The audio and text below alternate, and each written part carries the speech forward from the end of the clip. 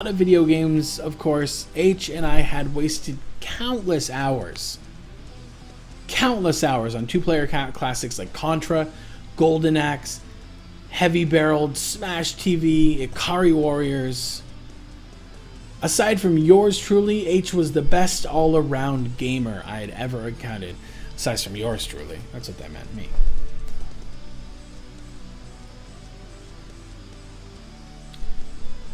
We were evenly matched at most games, but he could trounce me at certain titles, especially anything in the first-person shooter genre. That was his area of expertise, after all.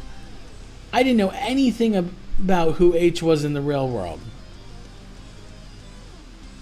but I got the sense that his home life wasn't that great. Like me, he seemed to spend every waking moment logged into the Oasis. And even though we'd never actually met in person, he told me more than once that I was his best friend. So I assumed he was just as isolated and as lonely as I was. So, what did you do after you bailed last night? He asked, tossing me the other Intellivision controller. We'd hung out here in his chat room for a few hours the previous evening, watching old Japanese monster movies. Nada, I said. Went home and brushed up on a few classic coin ops. Unnecessary. Yeah, but I was in the mood. I didn't ask him what he'd done the night before, and he didn't volunteer any details. I knew he'd probably gone to Gygax or somewhere equally awesome. There's a world called Gygax. A Dungeons and Dragons world called Gygax. Or somewhere equally awesome to speedrun through a few quests and rack up some XPs. He just didn't want to rub it in. 8 could afford to spend a fair amount of time off-world, following up leads and searching for the copper key, but he never lorded this over me. Or ridiculed me for not having enough dough to teleport anywhere. And he never insulted me by offering to loan me a few credits. It was an unspoken rule among Gunters. If you were a solo, you didn't want or need help. Gunters who wanted help joined a clan. And Ake and I had both agreed that clans were for suckasses and posers. We both vowed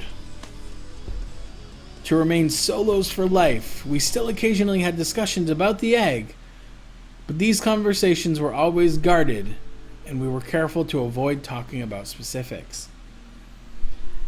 After I beat H at 3 rounds of Tron Deadly Discs, he threw down his Intellivision controller in disgust and he grabbed a magazine off the floor. It was an old issue of Starlog.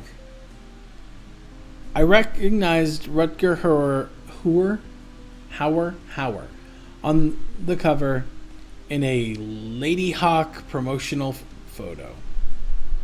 Starlog, huh? I said, nodding my approval. Yep.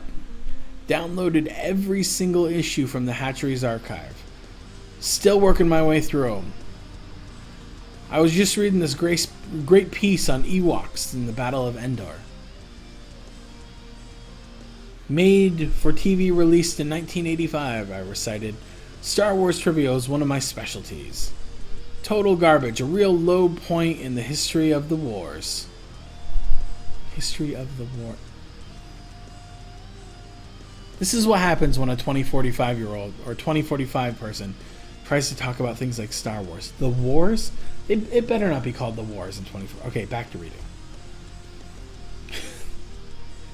Says you, assface. It has some great moments. No, I said, shaking my head. It doesn't. It's even worse than the first Ewok flick. Caravan of Courage. That is true. This is a bad... They should have called it Caravan of Suck. H rolled his eyes and went back to reading. He wasn't going to take the bait. I eyed the magazine's cover. Hey, can I have a look at that when you're done? He grinned. Why? So you can read the article on Lady Hawk? Maybe.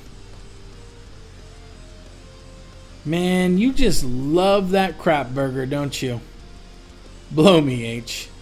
Ah, boy talk. How many times have you seen that Sapfest? I know you've made me sit through it at least twice. He was baiting me now. He knew Lady Hawk was one of my guilty pleasures, and that I'd seen it over 24 times. I was doing you a favor by making you watch it, noob. I said, I shoved a new cartridge into the Intellivision console and started up a single-player game of Astro Smash. You'll thank me one day. Wait and see. Lady Hawk is canon. Canon was the term we used to classify a movie, book, game, song, or TV show of which Halliday was known to have been a fan. Surely you must be joking, H said. No, I am not joking. And don't call me Shirley. He lowered the magazine and leaned forward. There was no way Halliday was a fan of Lady Hawk. I guarantee it. Where's your proof, dipshit? I asked. The man had taste. That's all the proof I need. Then please explain to me why he owned Lady Hawk in both VHS and Laserdisc. Which, as anyone from the time period knows, Laserdiscs were very expensive. Because the Laserdisc is not a DVD. It's bigger. It's like a giant record. Most science teachers had them because they had the really cool... Anyways. Bill Nye the Science Guy was on Laserdisc. You could get the whole series on one Laserdisc.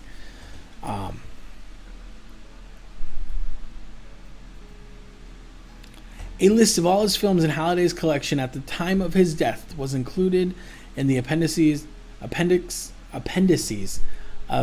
Anorak's Almanac. We both had the list memorized. The guy was a billionaire. He owned millions of movies, most of which he'd probably never even watched. He had a DVD of Howard the Duck and Crawl, too. That doesn't mean he liked them, asshat, and it sure as hell doesn't make them canon. I know someone who looks like Howard the Duck.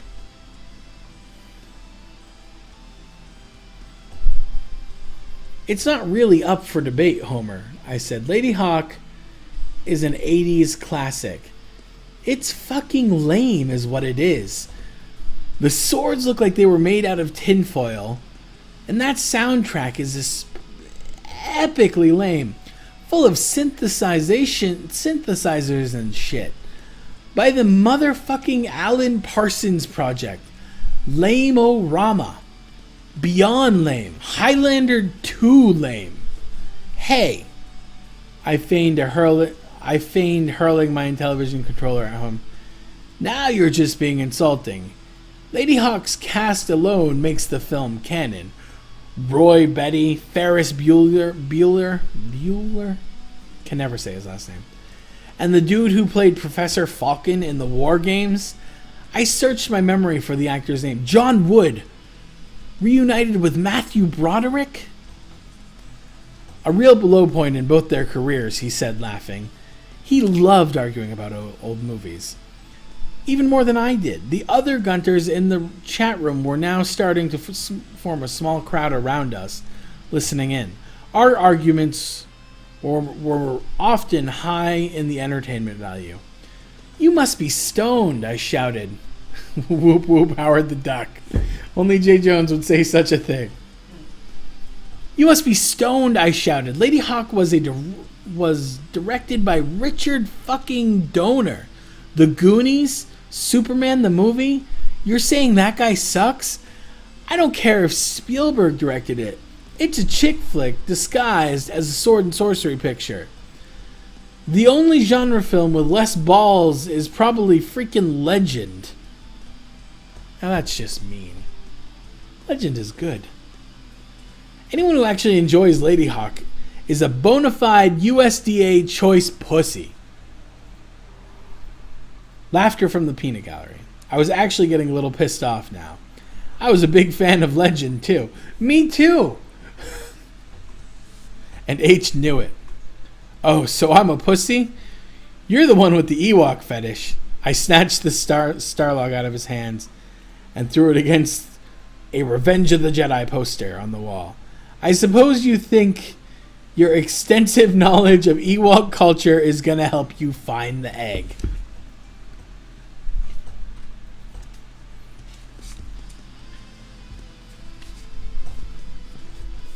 Don't start on the Endorians again, man, he said, holding up an index finger. I've warned you. I will ban your ass. I swear.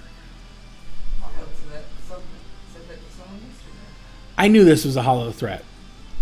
So I was about to push the Ewok thing further. Maybe give him some crap for referring to them as Endorians. I think you should give him some crap for referring to them as Endorians. But just then, a new arrival materialized on the staircase. A total lamer by the name of IROC. I let out a groan. IROC and H attended the same school and had a few classes together, but I still couldn't figure out why H had granted him access to the basement. IROC fancied himself an elite gunter, but he was nothing but an obnoxious poser. Sure, he did a lot of teleporting around the Oasis, completing quests and leveling up his avatar, but he didn't actually know anything, and he was always brandishing an oversized plasma rifle the size of a snowmobile. Even in chat rooms where it was totally pointless, the guy had no sense of decorum. Are you cocks arguing about Star Wars again? He said, descending the steps and walking over to join the crowd among us. That shit is so played out, yo. I'm sorry. I'm just going to make that apology right now. If the guy ever says yo again as I'm reading, I'm just going to skip over it. Just pre-warning. I turned to H. If you want to ban someone, why don't you start with this clown? I hit reset on the Intellivision and started another game. Shut your hole. Oh my god, they talk like teenagers. Shut your hole, Penisville. And it's like 80s teenagers. It's throwing me off. IROC replied, using his favorite misappropriation of my avatar's name. He doesn't ban me because he knows I'm elite. Ain't that right, H? No, H said, rolling his eyes. That ain't right. You're about as elite as my great-grandmother, and she's dead. Screw you, H. And your dead grandma. Gee, IROC, I muttered. You always manage to elevate the intelligence level of the conversation. The whole room lights up the moment you enter. So sorry to upset you, Captain No Credits, IROC said. Hey, shouldn't you be on Incipio panhandling for change right now? He reached for a second Intellivision controller, but I snatched it up and tossed it to H. He scowled at me. Prick. Poser. Poser? Penisville is calling me a poser? He turned to address the small crowd. This chump is so broke that he has to bum rides to Greyhawk just so he can kill kobolds for copper pieces. And he's calling me a poser. This elicted a few snickers from the crowd, and I felt my face turn red under my visor. Once, about a year ago, I made the mistake of hitching a ride off-world with IROC to try to gain a few experience points. After dropping me in a low-level quest area on Greyhawk, the jerk had followed me. I had spent the next few hours slaying a small